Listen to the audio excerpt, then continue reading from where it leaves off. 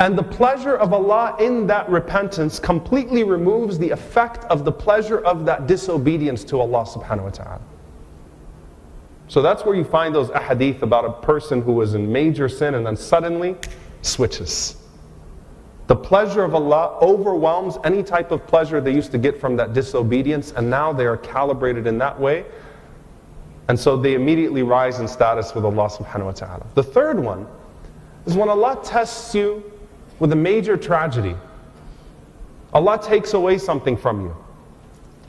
And through that tragedy you do ihtisab, which is to seek the reward. And the reward is Allah's pleasure. And you try to seek that pleasure from Allah subhanahu wa ta'ala, and that's what sees you through that tragedy. And that again becomes the way that you contextualize all of your tragedies and all of your tribulations. That a person would reach that status of wilayah. SubhanAllah, you find these stories of the Salaf in the past. You've got examples of all of these.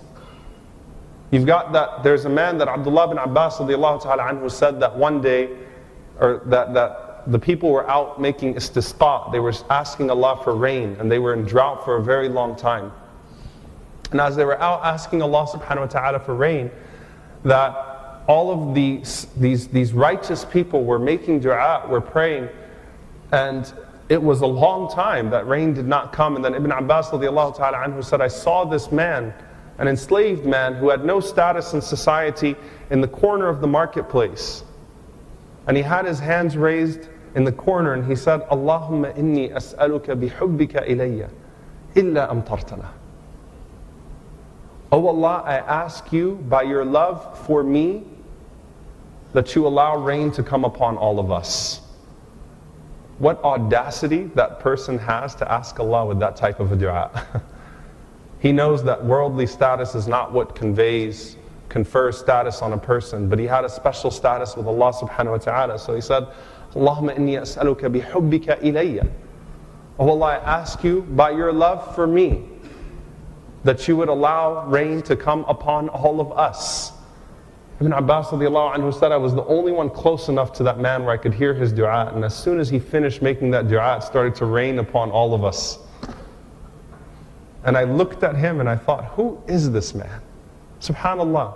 Simple servant of Allah subhanahu wa ta'ala. He wasn't an alim, he wasn't a scholar, he wasn't giving khutbahs, he wasn't someone that was known, he didn't have any prominence, but he had a status with Allah.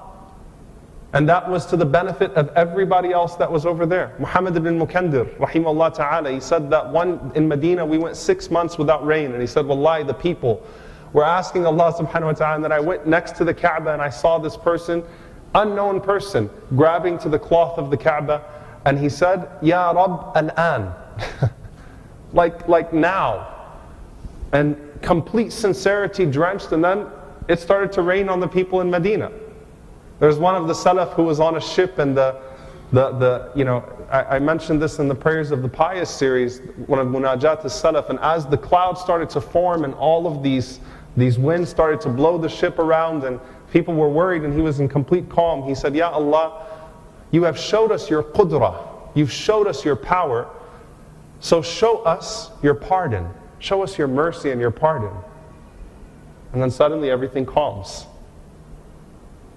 If a person reaches that position, it's special. And sometimes, again, you don't know. That's level 1. Level 2, which was that a person has a sincere repentance, is what's narrated in At-Tawwabin by Ibn Qudama rahimahullah ta'ala, the story of Musa alayhi salam and the disobedient one from Bani Israel, where Musa alayhi salam, a prophet of Allah, was amongst the people and they suffered from a drought. And he asked Allah subhanahu wa ta'ala for rain and it didn't come, so he called upon Allah subhanahu wa ta'ala and he said, Ya Rabb, what is it? Why is the rain being withheld from us?